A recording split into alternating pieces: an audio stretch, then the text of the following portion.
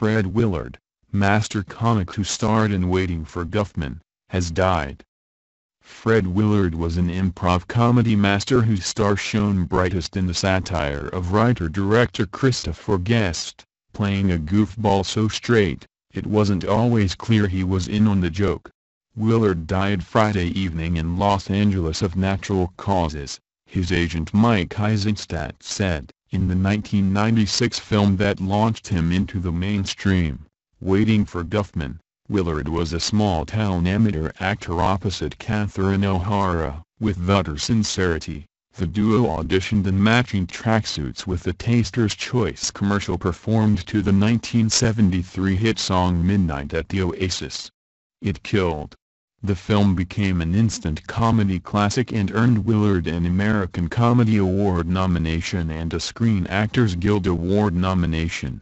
Fred has the patent on characters who are comfortable in their stupidity, Guest once noted. Born September 18, 1939, Willard cultivated his wisecracking straight man persona as the son of a stern father who worked in a bank. He was raised middle class in Shaker Heights, Ohio, and fell in love with sketch comedy after seeing the 1950s vaudeville silliness of bandleader Spike Jones and the City Slickers.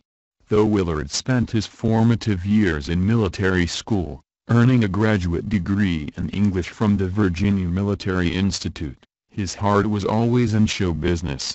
After he spent his stint in the U.S. Army stationed in Germany, he moved to New York in the early 1960s to train as an actor. In no time, he and a classmate were appearing as a comedy duo on The Ed Sullivan Show. Around 1965, Willard moved to Chicago to spend a year training with the groundbreaking improv group The Second City. Then he returned to New York and co-founded his own troupe, The A-Strucking Co., which spent years performing on high-profile TV variety shows, opening for Tom Jones in Las Vegas and eventually releasing a comedy album.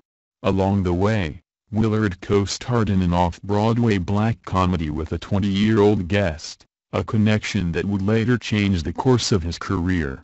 "I knew something was off when Fred started doing lines that weren't actually in the play to me," Guest told Charlie Rose in 2007. "I didn't know what to make of it. I said to myself, you're different." By 1977, Willard was appearing with Martin Mull as host of a short-lived parody talk show, Fernwood Tonight, created by Norman Lear, that led to another brief hosting gig for the NBC reality series Real People. But it was Willard's mastery of the mockumentary, starting with the 1984 film This Is Spinal Tap, that first earned him widespread notice. In that film, he played an Air Force officer trying to prove his hipster cred with a series of cringe-worthy jokes, and though it was years before the film reached cult status, Willard had discovered his place. He spent the 1980s and 1990s bouncing around TV and with a few notable recurring parts,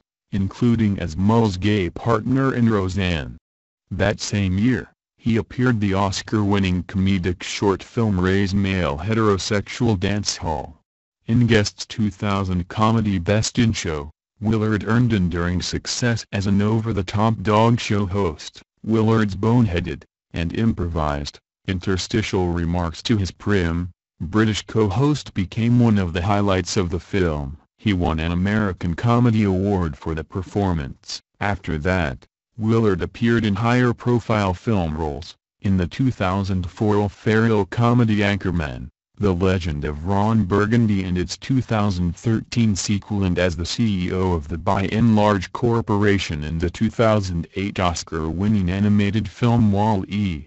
He spent 3 seasons on the hit CBS sitcom Everybody Loves Raymond as the conservative middle school vice principal Hank McDougal, earning 3 Emmy Award nominations for the role. And in 2009, Willard began as an occasional guest star as Ty Burrell's father on the ABC series Modern Family, earning an Emmy nomination in 2010 for the role.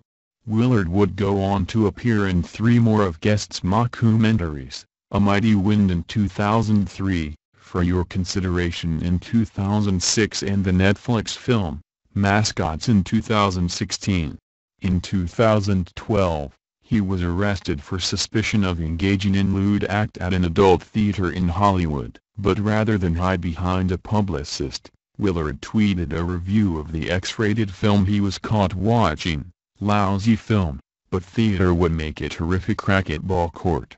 Then he went on Late Night with Jimmy Fallon and cracked jokes about it. He was later exonerated of any wrongdoing. In 2016, he formed a sketch group in a little theater in North Hollywood called the Mojos that performs regularly around Los Angeles. "That's always been my favorite thing, sketches," he told LA Weekly in 2016, "because if the audience doesn't like something, it's over in 4 or 5 minutes and you go on to something new."